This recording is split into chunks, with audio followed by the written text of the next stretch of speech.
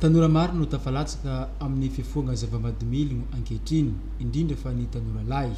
Noho izy ireo tsy manana mpiay manokana tahaka ny tanora zazavavy, no isan'ny antony mahatonga izany raha ny fagnazavan'ny département amin'ny fiainam-pianakaviagna aty amin'ny Fédération de Madagascar avaratra, Tombozara ary Landiny.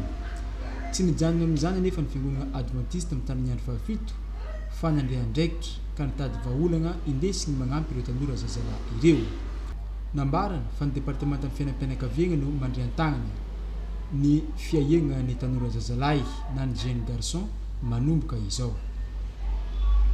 Sampagna vie de famille na ny fiainam-pianakaviagna zany manomboka izao araka ny tapaka avy amin'ny conférence générale dia miandraikitra ireo jeune garçon na ny hoe tanora zazalahy.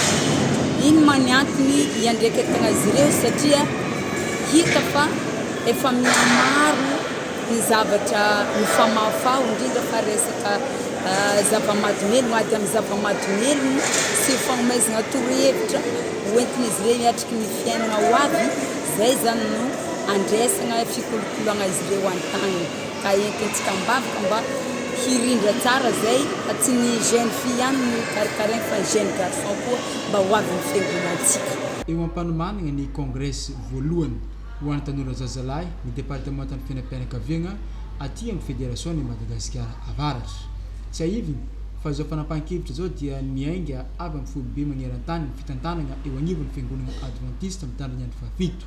Fa ho an'ny distriktan'ny Antsiranana kosa dia ny sabata faha-telopolo volana mety eo no nambarany izany nandritra ny fivoriam-be ny distrika ny sabotsy lasa iny.